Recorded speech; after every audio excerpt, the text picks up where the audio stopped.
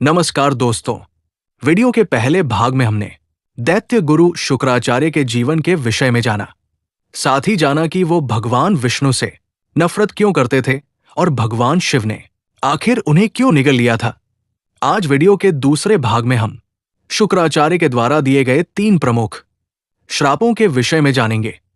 इस जानकारी के लिए वीडियो में हमारे साथ अंत तक बने रहिएगा, जिससे कि आपको सही और सटीक जानकारी प्राप्त हो पाए। दोस्तों, दैत्य गुरु शुक्राचार्य ने अपने जीवन में कई श्राप और वरदान दिए, लेकिन उनके द्वारा दिए गए 3 श्राप बेहद खास थे। दोस्तों, असुरों के गुरु शुक्राचार्य ने हमेशा असुरों का ही साथ दिया था, लेकिन एक बार उन्होंने असुरों को भी शाप दे दिया था। शुक्राचार्य में लोगों को आशीर्वाद या शाप देकर विधि का विधान बदलने का सामर्थ्य था। शिव भक्त शुक्राचार्य ने रावण का भी हर जगह साथ दिया था। असुरों के गुरु और हर समय उनकी रक्षा के लिए तत्पर रहने वाले शुक्राचार्य ने एक जगह पर असुरों को भी शाप दे दिया था। शुक्राचार्य के जितने प्रसिद्ध वरदान हैं, उतने ही प्रसिद्ध शाप भी हैं। आओ जानते हैं उनके शाप के बारे में। इसमें पहला श्राप उन्होंने खुद के दामाद ययाति को दिया था। दोस्तों, इक्ष्वाकु वंश के राजा नहुष के 6 पुत्र थे, याति, ययाति, सयाति, अयाति, वियाति तथा कृति। याति परम ज्ञानी थे तथा राज्य, लक्ष्मी आदि से विरक्त रहते थे। इसलिए राजा नहुष ने अपने द्वितीय पुत्र ययाति का राज्याभिषेक कर दिया। एक बार की बात है कि दैत्यराज वृषपर्वा की पुत्री शर्मिष्ठा और गुरु शुक्राचार्य की पुत्री देवयानी अपनी सखियों के साथ अपने उद्यान में घूम रही थी। शर्मिष्ठा अति सुंदर राजपुत्री थी, तो देवयानी असुरों के महागुरु शुक्राचार्य की पुत्री थी।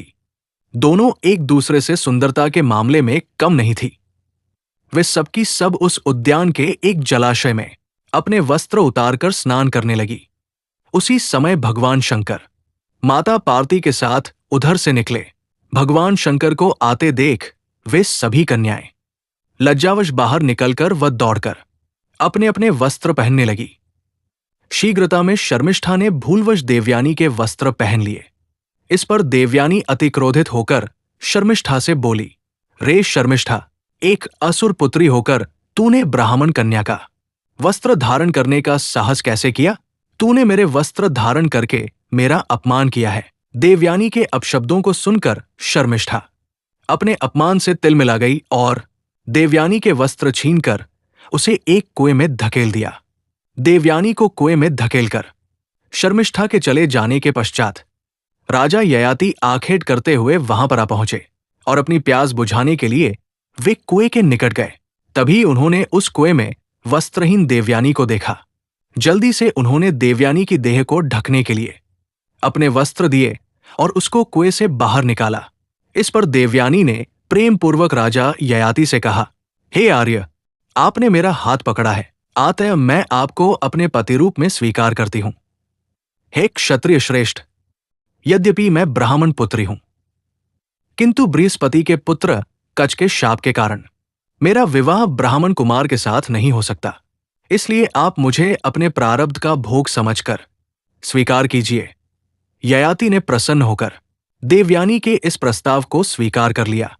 देवयानी वहां से अपने पिता शुक्राचार्य के पास आई तथा उनसे समस्त वृत्तांत कहा। शर्मिष्ठा के किए हुए कर्म पर शुक्राचार्य को अत्यंत क्रोध आया और वे दैत्यों से विमुख हो गए। इस पर दैत्यराज वृषपर्वा अपने गुरुदेव के पास आकर अनेक प्रकार से मानव नौवल करने लगे। बड़ी मुश्किल से शुक्राचार्य का क्रोध शांत हुआ और वे बोले, हे दैत्यराज, मैं आपसे किसी प्रकार से रुष्ट नहीं हूं, किंतु मेरी पुत्री देवयानी अत्यंत रुष्ट है। यदि तुम उसे प्रसन्न कर सको तो मैं फिर से तुम्हारा साथ देने लगूंगा। वृषपर्वा ने देवयानी को प्रसन्न करने के लिए उससे कहा, हे पुत्री, तुम जो कुछ भी मांगोगी मैं तुम्हें वो प्रदान करूंगा। देवयानी बोली, हे दैत्यराज, मुझे आपकी पुत्री शर्मिष्ठा दासी के रूप में चाहिए। अपने परिवार पर आए संकट को टालने के लिए शर्मिष्ठा ने देवयानी की दासी बनना स्वीकार कर लिया। शुक्राचार्य ने अपनी पुत्री देवयानी का विवाह राजा ययाति के साथ कर दिया। शर्मिष्ठा भी देवयानी के साथ उसकी दासी के रूप में ययाति के महल में आ गई। देवयानी के पुत्रवती होने पर शर्मिष्ठा ने भी पुत्र की कामना से राजा ययाति से प्रणय निवेदन किया, जिसे ययाति ने स्वीकार कर लिया। राजा ययाति के देवयानी से 2 पुत्र, यदु तथा तुवर्सु, और शर्मिष्ठा से 3 पुत्र, द्रुह्यु, अनु तथा पुरु हुए। बाद में जब देवयानी को ययाति तथा शर्मिष्ठा के संबंध के विषय में पता चला तो वो क्रोधित होकर अपने पिता के पास चली गई। शुक्राचार्य ने राजा ययाति को बुलवाकर कहा, रे ययाति, तू स्त्री लंपट है, इसलिए मैं तुझे शाप देता हूं कि तुझे तत्काल वृद्धावस्था प्राप्त हो। उनके शाप से भयभीत हो राजा ययाति गिड़गिड़ाते हुए बोले, हे दैत्य गुरु, आपकी पुत्री के साथ विषय भोग करते हुए अभी मेरी तृप्ति नहीं हुई है। इस शाप के कारण तो आपकी पुत्री का भी अहित है। तब कुछ विचार करके शुक्राचार्य जी ने कहा, अच्छा, यदि कोई तुझे प्रसन्नतापूर्वक अपनी यवनावस्था दे तो तुम उसके साथ अपनी वृद्धावस्था को बदल सकते हो। इसके पश्चात राजा ययाति ने अपने ज्येष्ठ पुत्र से कहा, वत्स यदु, तुम अपने नाना द्वारा दी गई मेरी इस वृद्धावस्था को लेकर अपनी युवावस्था मुझे दे दो। इस पर यदु बोला, हे पिताजी, असमय में आई वृद्धावस्था को लेकर मैं जीवित नहीं रहना चाहता, इसलिए मैं आपकी वृद्धावस्था को नहीं ले सकता। ययाति ने अपने शेष पुत्रों से भी इसी प्रकार की मांग की, लेकिन सभी ने कन्नी काट ली। लेकिन सबसे छोटे पुत्र पुरु ने पिता की मांग को स्वीकार कर लिया। दोबारा युवा हो जाने पर राजा ययाति ने यदु से कहा, तूने ज्येष्ठ पुत्र होकर भी अपने पिता के प्रति अपने कर्तव्य को पूर्ण नहीं किया। आज मैं तुझे राज्याधिकार से वंचित करके अपना राज्य पुरु को देता हूं। मैं तुझे शाप भी देता हूं कि तेरा वंश सदैव राजवंशियों द्वारा बहिष्कृत रहेगा। ये था शुक्राचार्य के द्वारा दिया गया पहला श्राप। शुक्राचार्य ने दूसरा श्राप दंड को दिया था। रामचरित मानस के अनुसार महर्षि अगस्त्य से श्वेत की कथा सुनकर श्री रामचंद्र ने पूछा, मुनिराज, कृपया ये और बताइए कि जिस भयंकर वन में विदर्भराज श्वेत तपस्या करते थे, वो वन पशु पक्षियों से रहित क्यों हो गया था? रघुनाथ जी की जिज्ञासा सुनकर महर्षि अगस्त्य ने बताया, सतयुग की बात है, जब इस पृथ्वी पर मनु के पुत्र इक्ष्वाकु राज्य करते थे। राजा इक्ष्वाकु के सुपुत्र उत्पन्न हुए। उन पुत्रों में सबसे छोटा मूर्ख और उद्दंड था। इक्ष्वाकु समझ गए कि इस मंद बुद्धि पर कभी न कभी दंडपात अवश्य होगा, इसलिए वे उसे दंड के नाम से पुकारने लगे। जब वो बड़ा हुआ तो पिता ने उसे विंध्य और शैवल पर्वत के बीच का राज्य दे दिया। दंड ने उस स्थान का नाम मधुमंत रखा और शुक्राचार्य को अपना पुरोहित बनाया। एक दिन राजा दंड भ्रमण करता हुआ शुक्राचार्य के आश्रम की ओर पहुंच गया। वहां उसने शुक्राचार्य की अत्यंत लावण्यमयी कन्या अर्जा को देखा।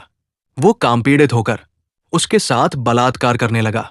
जब शुक्राचार्य ने अर्जा की दुर्दशा देखी तो उन्होंने शाप दिया कि दंड 7 दिन के अंदर अपने पुत्र, सेना आदि सहित नष्ट हो जाए। इंद्र ऐसी भयंकर धूल की वर्षा करेंगे जिससे उसका संपूर्ण राज्य ही नहीं, पशु पक्षी तक नष्ट हो जाएंगे। फिर अपनी कन्या से उन्होंने कहा कि तू इसी आश्रम में इस सरोवर के निकट रहकर ईश्वर की आराधना और अपने पाप का प्रायश्चित कर। जो जीव इस अवधि में तेरे पास रहेंगे वे धूल की वर्षा से नष्ट नहीं होंगे। शुक्राचार्य के शाप के कारण दंड, उसका राज्य और पशु पक्षी आदि सब नष्ट हो गए। तभी से ये भूभाग दंडकारण्य कहलाता है। ये था शुक्राचार्य का दूसरा श्राप। शुक्राचार्य ने अपना तीसरा श्राप असुरों को दिया था। एक अबला स्त्री के वध के कारण महर्षि भृगु ने श्री विष्णु को शाप दिया कि तुम 7 बार मनुष्य लोक में जन्म लोगे। भृगु के इस शाप के वशीभूत होकर ही श्री विष्णु को पृथ्वी पर जन्म लेना पड़ा। भृगु ने जल छिड़ककर ये कहते हुए कहा कि विष्णु के द्वारा मारी गई अबला महिला, तुझको मैं फिर जीवित करता हूं। यदि मैं सत्य पर हूं तो तुम अवश्य जी उठोगी। ऐसा कहते ही वो देवी पुन जी उठी। ये चमत्कार देखकर इंद्र अत्यंत अभिभूत हो उठे। उन्होंने अपनी पुत्री जयंती को शुक्राचार्य को प्रसन्न करने के लिए भेजा ताकि उसका उनसे विवाह हो सके। जयंती ने पिता के कथनानुसार महाराज शुक्राचार्य की तप के दौरान अत्यंत सेवा की। भगवान शंकर शुक्राचार्य के तप से अत्यंत प्रसन्न हुए तथा उनसे बोले, भृगुनंदन, तुम्हारी कठोर तपस्या से मैं प्रसन्न हूं। तुम अपने तेज तथा पराक्रम से देवों पर विजय प्राप्त करोगे। ये वरदान पाकर शुक्राचार्य ने अनेक प्रकार से शंकर महादेव की स्तुति की। देवेश के अंतर्निहित हो जाने पर अपने सामने जयंती को देखकर शुक्राचार्य ने कहा, सुंदरी, तुम कौन हो? मेरे दुख के समय दुख उठाने वाली तुम किसकी पुत्री हो? तुम क्या चाहती हो? मैं तुम्हारी क्या कामना पूरी करूं? जयंती ने कहा, देव, आप त्रिकालदर्शी हैं, आप स्वयं मेरा मनोरथ जानते हैं। ये सुनकर शुक्राचार्य ने दिव्य दृष्टि से उसे पहचान कर कहा, हे इंद्रपुत्री, तुम यहां मेरी सेवार्थी हो। मेरे साथ 10 वर्षों तक तुम निवास करना चाहती हो। चलो हम निवास स्थान की ओर चलते हैं। इस प्रकार शुक्राचार्य ने 10 वर्ष तक जयंती के साथ निवास किया। इस 10 वर्ष के काल में इस बीच देवगुरु बृहस्पति ने शुक्राचार्य का छद्म रूप धारण कर लिया और शुक्राचार्य के दर्शनों को आए असुरों को कठोर तप के बाद प्राप्त विद्या सिखाने का बहाना करके उन्हें माया से मोहित कर लिया। सभी असुर ऋषि बृहस्पति को ही अपना गुरु शुक्राचार्य समझकर उनकी आज्ञा का पालन करते रहे। जब शुक्राचार्य का जयंती से मोह भंग हुआ और उन्हें ज्ञात हुआ कि बृहस्पति ने अनेक रूपों में असुरों को ठग लिया है, तो उन्होंने असुरों के समक्ष जाकर कहा, असुरों, शुक्राचार्य तो मैं हूं, ये तो अंगिरा पुत्र बृहस्पति है। मुझे खेद है कि मेरे रहते तुम ठगे रहे। अपने समक्ष दो दोष शुक्राचार्य को देखकर असुर किंकर्तव्य विमूढ़ से हो गए। वे दोनों ही गुरुओं की ओर देखने लगे। बृहस्पति ने भी दैत्यों से उसी प्रकार अधिकारपूर्वक कहा, दैत्यों, तुम्हारे गुरु शुक्राचार्य हम ही हैं। ये जो सामने है, ये स्वयं अंगिरा पुत्र बृहस्पति है। बृहस्पति द्वारा दृढ़ निश्चय होकर कही गई बातें सुनकर असुरों ने समझा कि ये ही हमारे वास्तविक गुरु हैं, जो 10 वर्षों से हमें विद्याध्ययन करा रहे हैं। तब सभी असुर वास्तविक शुक्राचार्य पर क्रोधित होकर उन्हें अनर्गल बातें कहने लगे। ऐसे में दैत्य गुरु शुक्राचार्य को मोहित हुए असुरों पर क्रोध आने लगा। जब किसी भी प्रकार से असुरों की तंद्रा भंग नहीं हुई, तो उन्होंने कहा, अरे असुरों, तुम्हारी बुद्धि मारी गई है। जाओ, मैं शाप देता हूं कि तुम्हारी पराजय होगी। ये कहकर शुक्राचार्य चले गए। अपने उद्देश्य में सफल बृहस्पति प्रसन्न हुए तथा ये जानकर कि असुरगण अपने उद्देश्य में विफल हो गए, वे अपने वास्तविक रूप में आ गए। असुरों को गुरु बृहस्पति का वास्तविक रूप देखकर घोर पश्चाताप हुआ। तब वे पीछे पीछे दौड़े दौड़े अपने वास्तविक गुरु शुक्राचार्य की शरण में पहुंचे। लेकिन शाप का प्रभाव तो खत्म नहीं हो सकता था। आत दैत्यों को पराजय तो झेलनी ही थी। तो दोस्तों, ये थे शुक्राचार्य के द्वारा दिए गए प्रमुख श्राप। जानकारी आपको कैसी लगी, हमें कमेंट बॉक्स में लिखकर जरूर बताइएगा। वीडियो अच्छी लगे तो लाइक करिएगा और ज्यादा से ज्यादा शेयर करिएगा, जिससे कि ये जानकारी अधिकतर लोगों तक पहुंच पाए। चैनल पर पहली बार आए हैं तो सब्सक्राइब करें और बेल आइकन दबाना न भूलें, जिससे कि मेरी वीडियो सबसे पहले आप तक पहुंच सके। तो मिलते हैं अगली नई वीडियो के साथ। तब तक के लिए राधे राधे।